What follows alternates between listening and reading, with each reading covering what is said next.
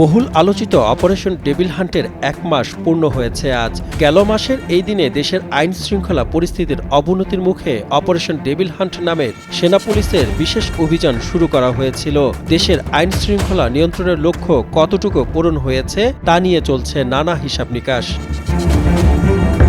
যেখানে প্রয়োজন হয়েছে সেখানে অভিযান চালানোর পরও দেশের আইন শৃঙ্খলা পরিস্থিতিতে তেমন পরিবর্তন আসেনি বলে অভিযোগ করেছেন মানবাধিকার সংগঠনগুলো। উল্টো অভিযান চলার মধ্যেই একের পর এক ডাকাতি, প্রকাশ্যে অস্ত্র ঠেকিয়ে ছিনতাই, গণপিটুনি দিয়ে হত্যা, ধর্ষণ, তৌহিদি জনতার ব্যানারে বিভিন্ন অনুষ্ঠানে বাধা, মব সৃষ্টি করে বাড়িঘরে হামলা, লুটপাট, এমনকি পুলিশের উপর হামলার মতো ঘটনাও ঘটেছে বলে অভিযোগ সংগঠনগুলোর।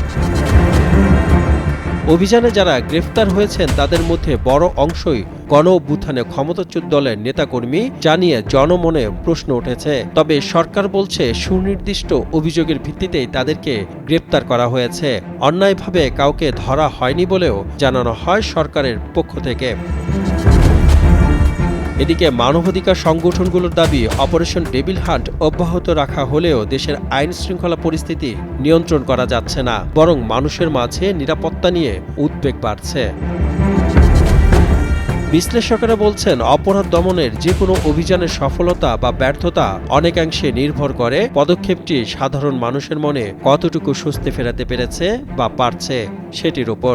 অপারেশন ডেভিল হান্ট শুরুর ১ মাস পর ঢাকার বিভিন্ন এলাকার বাসিন্দাদের সঙ্গে কথা বলে জানা গেছে, তাদের মধ্যে এখনও উদ্বেগ উৎকণ্ঠা রয়ে গেছে। গত ৮ ফেব্রুয়ারি শুরু হওয়া অপারেশন ডেভিল হান্টে গ্রেপ্তারের সংখ্যা ইতোমধ্যে ১১,০০০ ছাড়িয়ে গেছে। রোজা চলাকালে ঢাকাসহ সারা দেশে চুরি, ছিনতাই ও ডাকাতির মতো অপরাধ কিভাবে একেবারে কমিয়ে এনে জনমনে স্বস্তি ফেরানো যায় সেদিকে গুরুত্ব দেওয়া হচ্ছে বলে জানিয়েছে স্বরাষ্ট্র মন্ত্রণালয়। তবে অভিযানটি আরও কতদিন চলতে পারে সে ব্যাপারে সুনির্দিষ্ট করে কিছু জানানো হয়নি মন্ত্রণালয়ের পক্ষ থেকে। সাদমান সাকিব, কালের কণ্ঠ।